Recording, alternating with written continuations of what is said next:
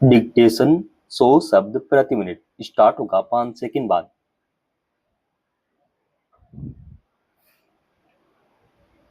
Start.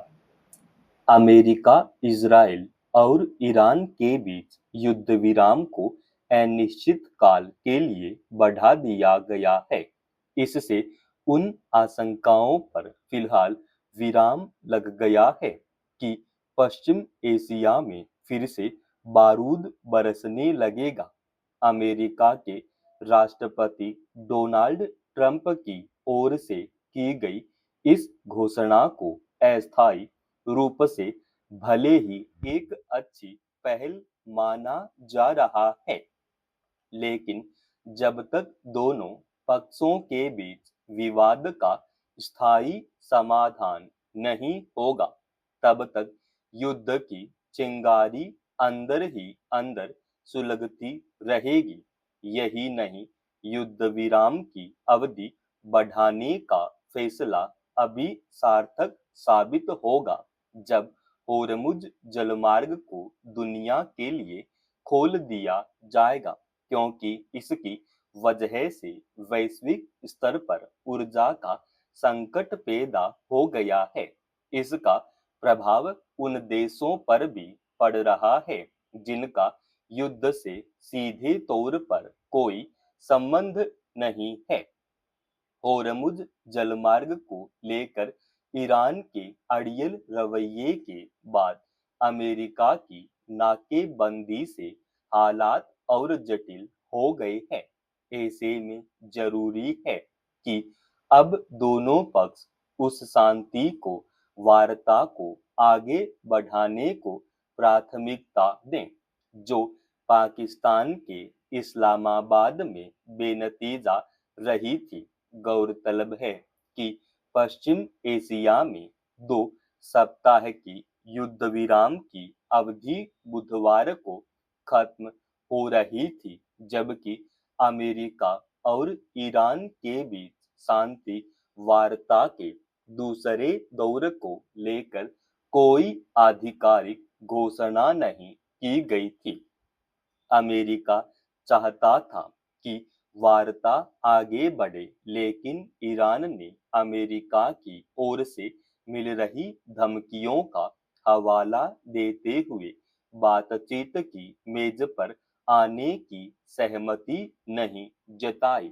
राष्ट्रपति Donald Trump का कहना है कि उन्होंने यह कदम तेहरान के आंतरिक मतभेदों से जूझ रहे नेतृत्व को 7 सप्ताह से जारी युद्ध को समाप्त करने के लिए एक प्रस्ताव तैयार करने का समय देने के उद्देश्य से उठाया है। मगर सवाल है कि ईरान की ओर से जो प्रस्ताव पूर्व में दिया गया था और जिसे पहले दौर की शांति वार्ता में रखा गया था, जब उस पर किसी तरह की सहमति नहीं बन पाई, तो नए प्रस्ताव की स्वीकार्यता कैसे संभव हो पाएगी? क्या ईरान अपनी शर्तों में नरमी लाएगा या फिर अमेरिका अपने रुख में बदलाव लाने पर विचार करेगा? वर्तमान में दोनों पक्षों की ओर से जिस तरह के तेवर दिखाए जा रहे हैं, उससे स्थिति सुधरने के बजाय जटिल होती जा रही है। अमेरिका के राष्ट्रपति ने युद्ध विराम बढ़ाने के ऐलान के साथ यह भी स्पष्ट कर दिया है कि ईरान पर हमले तभी तक रुकेंगे रहेंगे जब तक उसके नेता और प्रतिनिधि समेकित प्रस्ताव तैयार नहीं कर लेते। साथ ही कहा कि ईरान के बंदरगाहों पर आर्थिक नाकेबंदी जारी रहेगी। इस घोषणा के बाद ईरान की ओर से होर्मुज में 3 जहाजों पर हमले किए गए। उससे पहले अमेरिका की नौसेना ने ईरानी कच्चे तेल को ले जा रहे एक जहाज को अपने कब्जे में ले लिया था। इस बीच ईरान ने कहा है कि अमेरिका की ओर से जब तक नाकेबंदी नहीं हटाई जाती है, तब तक बातचीत दोबारा शुरू नहीं होगी। इससे साफ है कि भले ही युद्ध विराम काफी हद तक कायम रहे और ईरान तथा अमेरिका बड़े हमले दोबारा शुरू न करें, फिर भी यह तनाव वैश्विक अर्थव्यवस्था पर दबाव बनाए रखेगा।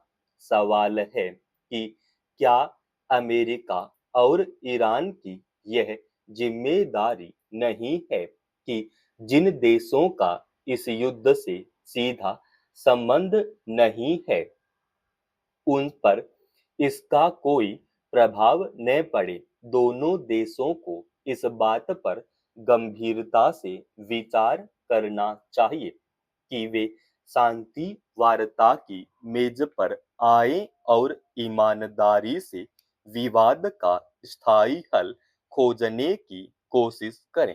चित्र विचित्र बात है कि सर्वोच्च न्यायालय के तमाम दिशा निर्देशों के बावजूद न तो रिहायशी इलाकों से आवारा कुत्तों को हटाने पर गंभीरता दिखाई जा रही है और न ही इस समस्या का स्थायी समाधान निकालने के लिए स्थानीय निकाय ईमानदारी से प्रयास करते नजर आ रहे हैं।